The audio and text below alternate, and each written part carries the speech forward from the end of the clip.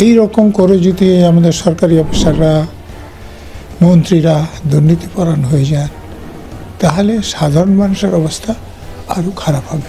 পার্থ চ্যাটার্জির ঘাড়ে কটা মাথা আছে যে মমতা ব্যানার্জির অনুমোদন না থাকলে তিনি যোগ্য প্রার্থীদের বাদ দিয়ে অযোগ্য প্রার্থীদের কাছে চাকরি বিক্রি করেছেন। পান তার জন্যেই সাদা পোশাকে আলাদা একটা শাখা আছে, যেটা আমি বলছি যে ইন্টেলিজেন্স ব্রাঞ্চ রাজ্যের ক্ষেত্রে এবং কলকাতা পুলিশের ক্ষেত্রে স্পেশাল ব্রাঞ্চ। আমাদের দেশের লোক যদি সচেতন এতটা হতো তাহলে তো সে এখানে বসবাসই করতো। এখানে একটা রাজনৈতিক দল ক্ষমতা আছে, এখানে একটা রাজনৈতিক দল ক্ষমতা আছে, তাদের মধ্যে নীতিগত পার্থক্য থাকতে পারে, কিন্তু দেশের স্বার্থে কোনো পার্থক্য থাকা উচিত নয়। যেটা হচ্ছে তার মানে সরকারটা দেশের স্বার্থে পরিচালিত না হয়ে দলের স্বার্থে পরিচালিত হচ্ছে। রাজ্যের মুখ্যমন্ত্রীরা থেকে আরম্ভ করে মন্ত্রীরা যদি দুর্নীতির সঙ্গে যুক্ত হয় তাহলে দুর্নীতি বন্ধটা করবে কে? যে মমতা ব্যানার্জি যে এই দুর্নীতির সঙ্গে যুক্ত সেটার প্রত্যক্ষ প্রমাণও মমতা ব্যানার্জি নিজে দিয়েছেন। বাংলাদেশের উত্তপ্ত পরিস্থিতিতে প্রভাব পড়েছে এপার বাংলায় অর্থাৎ পশ্চিমবঙ্গে, এবং পশ্চিমবঙ্গে বিগত 1-2 মাসে যে পরিমাণে অনুপ্রবেশকারীদেরকে ধরপাকড়াও করা হচ্ছে সেটা হয়তো বিগত কয়েক বছরের থেকে অনেকটাই বেশি। গত 48 ঘন্টায় বারাসাত হোক কিংবা সোনারপুর, দু জায়গা থেকে এই রীতিমতো অনুপ্রবেশকারীদেরকে ধরপাকড়াও করা হয়েছে, যারা জাল নথি নিয়ে রীতিমতো ভারতবর্ষে এসে নাম পরিবর্তন করে দেদার ব্যবসা বাণিজ্য গড়ে তুলেছিলেন। এই মুহূর্তে আমাদের সাথে রয়েছে নজরুল ইসলাম। দাদাকে একবার বাংলা হান্টে আমি স্বাগত জানাচ্ছি। নমস্কার দাদা, গত 24 ঘন্টার মধ্যে আমরা দেখলাম সোনারপুরে যেমন দেখা গেল যে বাংলাদেশ থেকে অনুপ্রবেশকারী তারা চলে এসে নিজেদের ভুয়ো জাল নথি দিয়ে অন্য নামে বাংলাদেশের আধার কার্ড তৈরি করেছে। অপরদিকে বারাসাতেও দেখতে পেলাম। এই যে উদ্বেগজনক পরিস্থিতি তৈরি হয়েছে বাংলাতে, ভবিষ্যৎ কি? দেখুন, উদ্বেগের কারণ তো অনেকগুলো। প্রথম কারণ হচ্ছে যে অন্য দেশ থেকে তারা আমাদের দেশে ঢুকেছে, সীমান্তে ঢুকেছে। আমাদের সীমান্তে তো বিএসএফ বা যেহেতু প্রহরীরা আছেন, তারপরে তারা এসে একটা জায়গায় থাকছেন এবং সেখানে খবর নেওয়ার জন্য আমাদের রাজ্য পুলিশের ইন্টেলিজেন্স ব্রাঞ্চ, কলকাতা পুলিশের স্পেশাল ব্রাঞ্চ আছে, তাদের নজর এড়িয়ে তারা এতদিন থাকতে পেরেছে। সেটাও একটা উদ্বেগের কথা। আর তারও থেকে উদ্বেগের কথা হচ্ছে যে ধরুন সে এদেশের নাগরিকই নন, কিন্তু তার যাবতীয় ডকুমেন্ট, পাসপোর্ট পর্যন্ত, Aadhaar card, PAN card, ration card, এগুলো তৈরি হয়ে যাচ্ছে। তো সে তো এগুলো পাওয়ার অধিকারী নন, হচ্ছে তার মানে দুর্নীতির জন্য হচ্ছে। তো দালালরা যে শুধু এর জন্য দেয় তা তো নয়। আমাদের যেসব সরকারি অফিসাররা এইসব কাজে নিযুক্ত আছেন এটা প্রমাণ করছে যে তারা দুর্নীতিপরায়ণ। তো এইটা আরও বেশি উদ্বেগের। তো এই রকম করে যদি আমাদের সরকারি অফিসাররা মন্ত্রীরা দুর্নীতিপরায়ণ হয়ে যান তাহলে সাধারণ মানুষের অবস্থা আরও খারাপ হবে। দাদা, শাসক শিবির একেবারে বিএসএফ কে দোষারোপ করছে, যেহেতু একেবারে সীমান্তবর্তী অঞ্চলে কেন্দ্র বাহিনী রয়েছে। আবার কেন্দ্র বলছেন যে রাজ্য সরকারের দোষ রয়েছে। এরকম যদি দোষ একে অপরের ওপরে ঘাড়ে চাপাতে শুরু করে তাহলে সাধারণ মানুষ কোথায় যাবে? দেখুন, কেন্দ্রীয় সরকার এবং রাজ্য সরকার মিলেমিশে কাজ করার কথা। এখন সেখানে একটা রাজনৈতিক দল ক্ষমতা আছে, এখানে একটা রাজনৈতিক দল ক্ষমতা আছে, তাদের মধ্যে নীতিগত পার্থক্য থাকতে পারে, কিন্তু দেশের স্বার্থে কোনো পার্থক্য থাকা উচিত নয়। যেটা হচ্ছে তার মানে সরকারটা দেশের স্বার্থে পরিচালিত না হয়ে দলের স্বার্থে পরিচালিত হচ্ছে। দেখুন, এই ব্যাপারে তো কোনো সন্দেহ নাই যে বর্ডারে যাতে বাইরের দেশের লোক না ঢুকতে পারে তার জন্য বিএসএফ বা আইটিবিপি বা আসাম রাইফেলস এসব বাহিনীগুলো আছে, এবং বর্ডারে কেউ ঢুকতে গেলে তাদের আটকানোর কথা। কিন্তু এটাও আপনারা জানেন যে সমস্ত বর্ডারে কাঁটাতারের বেড়া নেই, কোথাও কোথাও ফাঁকা জায়গা আছে, এবং সেই জায়গা দিয়ে আপনি যদি অনুপ্রবেশ আটকাতে চান তাহলে তো বিএসএফ যে জওয়ান আছে তাদের চেন করতে হবে, নাহলে অনেক দূরে থেকে কেউ ঢুকে গেলে তো কিছু করতে পারবে না। তো সেখান থেকে যেহেতু সুযোগ আছে, ঢুকছে। সীমান্ত দিয়ে ঢোকাটা অবশ্যই বিএসএফের রেসপন্সিবিলিটি, সে ব্যাপারে কারো সন্দেহ নেই। কিন্তু তারা এসে তো আকাশে থাকছে না, পাতালেও থাকছে না, হয় কোনো গ্রামে থাকছে অথবা কোনো শহরতলিতে থাকছে। তো সেখানে তো আমাদের স্থানীয় পুলিশ আছে, আইবি আছে, কলকাতা পুলিশ এলাকা হলে এসবি আছে। তাহলে তারা এই যে বাইরে থেকে নতুন লোক একটা এলাকায় এসে বাস করতে শুরু করেছে, তার খবর পাওয়ার কথা। তারা খবর যদি না পায় সেটাও ব্যর্থতা, আর খবর পেয়ে তারা যদি কোনো ব্যবস্থা না নেন তাহলেও ব্যর্থতা। কারণ কোনো লোক যদি আমাদের দেশে ঢুকে যায় এবং তাকে ধরা হয়, তো তাহলে তার বিরুদ্ধে আইন আছে, ব্যবস্থা নেওয়া যায়। তো সেই ব্যবস্থা নেওয়া যখন হয়নি, সেটা প্রশাসনের ব্যর্থতা। দাদা, একটা প্রসঙ্গে আসছি, এই যে বহু বছর আগে থেকে বাংলাদেশ থেকে চলে এসে এখানে বাড়ি ঘর করে ব্যবসা বাণিজ্য করা, শুধু কি প্রশাসনের দায়বদ্ধতা রয়েছে? আমরা তো সমাজে বসবাস করছি, আমরা যখন দেখছি যে আমাদের এলাকায় কোনো বাইরে থেকে একজন এসে বসবাস করছে, সন্দেহজনক বলে মনে হচ্ছে, আমাদের তো কর্তব্য সমাজে যারা রয়েছি যে প্রশাসনকে একবার খবর দেওয়া।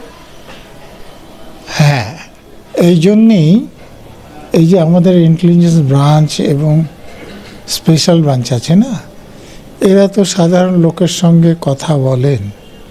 যদি সাধারণ লোক খুব সচেতন হন তাহলে তো খুব ভালো, তারা থানাতেই খবর দিয়ে দেবে।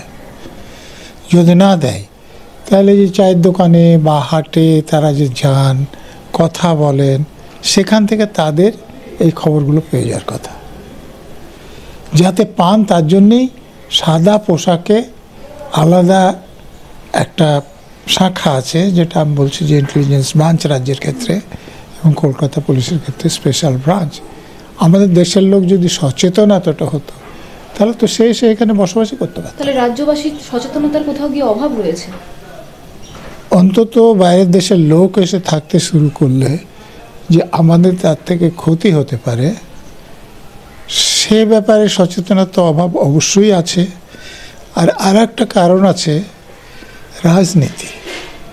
এখন খুব কম লোক আছে যারা রাজনীতির সঙ্গে জড়িত নাই, আর তারা ওই রাজনৈতিক নেতারা না চাইলে তারা খবর দেবেন, এটা আশা করা যায় না। আর দেখুন, এটা ব্যতিক্রমী ঘটনা হলেই ভালো। আমি টিভি চ্যানেলে একটা নেত্রীর ভাষণ শুনছিলাম যে বাংলাদেশ থেকে যারা এসছে তাদের কাগজপত্র তৈরি করতে হলে ভোটের আগে ভাষণ, কার কাছে যেতে হবে তিনি সেটা বলে দিচ্ছে প্রকাশ্য মিটিংয়ে। তো এটা প্রকাশ্য মিটিংয়ে যদি এরকম বলেন, তাহলে গোপনে যখন কথা হচ্ছে তখন কীরকম বলেন? তো সেরকম বলার পর কি হবে সেটা আপনি আন্দাজ করতে পারছেন। দাদা, বাংলাদেশের স্বরাষ্ট্র উপদেষ্টা তিনি বলছেন যে ভারত বাংলাদেশের সীমান্তে তিনি বেড়া লাগাতে দেবেন না। দেখুন, আমি এরকম কিছু টিভিতে বা কাগজে এরকম কিছু খবর দেখিনি। তাদের যেটা জমি আছে সেখানে তারা বলতেই পারেন লাগাতে দেব না, কি আমি লাগাবো না। কিন্তু ভারতের যেটা জমি আছে সেখানে ভারত কি করে সেই ব্যাপারে তো তার কোনো বক্তব্যই থাকতে পারে না। তো এরকম কথা আমি জানি না তিনি বলেছেন কি না, কিন্তু তার বলার কোনো অধিকার নেই। দাদা, আরেকটি প্রসঙ্গে আসছি। আরজি করা আবহে আমরা দেখেছি রাজ্যে মেডিকেল দুর্নীতি থেকে শুরু করে ডাক্তাররা যে রাতে মহিলা ডাক্তাররা যে নিরাপদ নয় তার জন্য নানা আন্দোলন আমরা দেখেছি অভয়ের বিচারের পাশাপাশি। কিন্তু গত 2-3 দিন আগে মেদিনীপুর মেডিকেলে যে ঘটনা হলো, সিলাইনের জন্য যেভাবে প্রসূতি মৃত্যুবরণ করলেন, কোথাও গিয়ে কি আরও একবার স্পষ্ট যে এত আন্দোলন বিফল হলো? এখনো পর্যন্ত সেই একই রকম দুর্নীতি রয়েছে মেডিকেল সেক্টরে। দেখুন, আরজি করের প্রিন্সিপালকে ছাত্রদের আন্দোলনের চাপে বদলি করা হয়েছিল, কিন্তু সেই দিনই তাকে অন্য একটা কলেজে প্রিন্সিপাল করা হয়েছিল। তার কি এত গুরুত্ব, মানে তার প্রতি শাসক দলের নেতা নেত্রীদের কি এত আনুগত্য যে এটা করতে হয়েছিল? কারণ তিনি যে অপরাধ করছেন সেটা তিনি একাই নিজে করছেন না, তাকে করানো হচ্ছে, এবং সর্বোচ্চ যে পদাধিকারী এবং নেতা মন্ত্রীরা এর সঙ্গে যুক্ত আছেন, না হলে এরকম হওয়া সম্ভব নয়। যদি তারা যুক্ত থাকেন, আন্দোলনকারীরা তো বদলি চেয়েছিলেন, কমিশনারের বদলি হয়েছে, বা ডাইরেক্টর হেলথ সার্ভিসের বদলি হয়েছে, ডাইরেক্টর মেডিকেল এডুকেশনের বদলি হয়েছে, হেলথ সেক্রেটারিরও বদলি হয়নি, হেলথ মিনিস্টারের তো দূরের কথা। তো তাহলে সে দুর্নীতি বন্ধ হবে কেন? শাসক শিবির বলছে যে আমরা কড়া ব্যবস্থা নিচ্ছি, আমাদের প্রতিনিধিকে পাঠানো হয়েছে মেদিনীপুরে, কিন্তু যার প্রাণ গেল সেই প্রাণ তো আর ফেরানো যাবে না। কড়া ব্যবস্থা কি করে নেবেন? যারা এই দুর্নীতি করছে তাদের কাছ থেকে যদি টাকা নেন, আপনি অন্য একটা উদাহরণে আসুন, আপনার ধারণা পরিষ্কার হবে। পার্থ চ্যাটার্জি কতদিন হাজতে আছেন? কিসের জন্য হাজতে আছেন? তিনি যোগ্য প্রার্থীদের বাদ দিয়ে অযোগ্য প্রার্থীদের কাছ থেকে কোটি কোটি টাকা নিয়ে চাকরিগুলো বিক্রি করেছেন। তো পার্থ চ্যাটার্জির ঘাড়ে কটা মাথা আছে যে মমতা ব্যানার্জির অনুমোদন না থাকলে তিনি যোগ্য প্রার্থীদের বাদ দিয়ে অযোগ্য প্রার্থীদের কাছে চাকরি বিক্রি করেছেন? এবং আমি বলছি যে মমতা ব্যানার্জি যে এই দুর্নীতির সঙ্গে যুক্ত, সেটার প্রত্যক্ষ প্রমাণও মমতা ব্যানার্জি নিজে দিয়েছেন। কী করে? অনেক কিছু করেছেন, তার মধ্যে একটা বলছি। তিনি মন্ত্রিসভায় একটা রেজলিউশন পাস করিয়েছেন যে যারা বেআইনিভাবে চাকরি কিনেছেন, এই অতিরিক্ত পদ সৃষ্টি করে তাদের চাকরিটাও বাঁচানো হোক। তো যারা অপরাধ করেছে সে অপরাধীদের প্রতি আমাদের রাজ্যের মুখ্যমন্ত্রীর অত দরদ কেন? যে যোগ্য প্রার্থীরা দিনের পর দিন, মাসের পর মাস, বছরের পর বছর রাস্তায় বসে আন্দোলন করছে, তাদের প্রতি তো কোনো রকম দরদ তিনি দেখিয়েছেন বলে আমাদের জানা নেই।